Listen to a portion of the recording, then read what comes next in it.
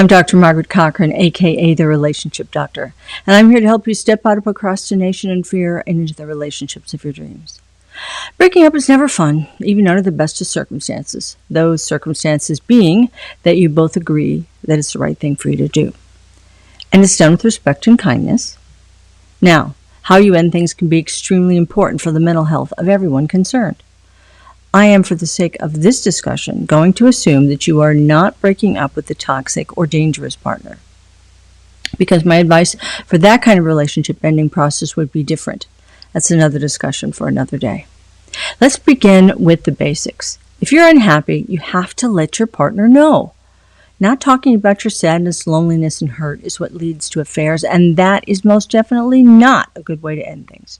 Cheating just muddies the waters and usually causes the partner who's being cuckolded to focus on the person you're having the affair with as the problem, rather than looking at root causes. If you're unhappy, talk to your partner about what's bothering you. Go to therapy and look for answers. But don't play the game of talking about your relationship problems with everyone other than the person you're having the problems with. The excuse I hear for this more often is, well, I don't want to tell them because I don't want to hurt them. And my response to that is twofold. How can you fix the situation, either by working on things or ending them, if you don't tell your partner? And how would you want to be treated in similar circumstances? Would you like to be surprised when one day, without any discussion, your partner says they're done? I don't think so. Now, if you've done your due diligence, communicated your concerns, worked on it, and things aren't getting better, you know that it's time for the relationship to end. The most loving thing you can do is not to delay. No matter what arrangements you may have made for the future, even if they're plans for an expensive family trip or a wedding, cancel them immediately. Plans are not an excuse for staying with someone you don't really want to be with.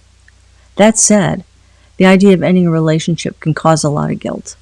But remember, if you're not in love with your partner, then every day you're with them, you're denying them access to having their romantic needs met by someone else who can.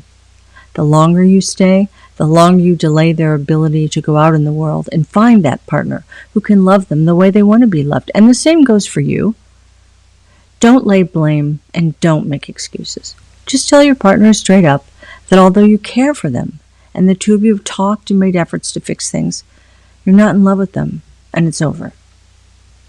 Your partner will likely ask why yet again, and I say yet again because I'm assuming you've been following the advice here, and you've discussed things, and you can briefly tell them to the best of your ability one more time, things such as, you have many lovely qualities, but given who we are as individuals, I just can't see a future with you. They may beg you to stay and offer to change. Remind them that you've talked about this. Reassure them that you don't want them to change. You want them to be the wonderful person they are, and find someone else who can fall in love and commit to them. There may be more demands for specificity, asking you to go into agonizing detail one more time. Don't prolong the pain.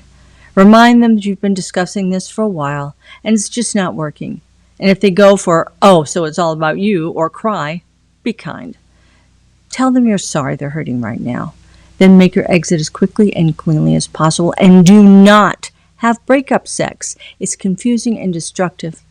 And don't try to be friends.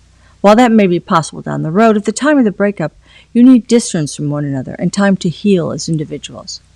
Let your friends and family know as soon as you've let your partner know. And even if you're angry or frustrated, don't engage in negative gossip or blamefulness. Be respectful and kind. Do be aware, though, that when a relationship ends, a lot of things get divvied up. Most are physical possessions, but some of them are relationships and connections. Suddenly, certain friends become exclusively her friends or his friends and no longer your friends. And you may lose access to your partner's family members, even if they felt like your family. This is to be expected. People usually take sides. Be respectful of it and don't take it personally.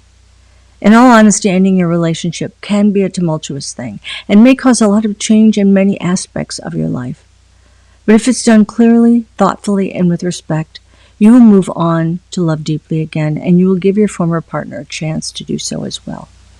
It's stressful and sad, I know, but when you end a relationship, do your best to make it an act of love for everyone involved. Until next time, I'm Dr. Margaret Cochran. There's more to discuss, and I look forward to our next conversation. Thanks so much for listening. If you want to connect, whether it be for a keynote, webinar, media opportunity, or coaching, please contact me at drcochran.com.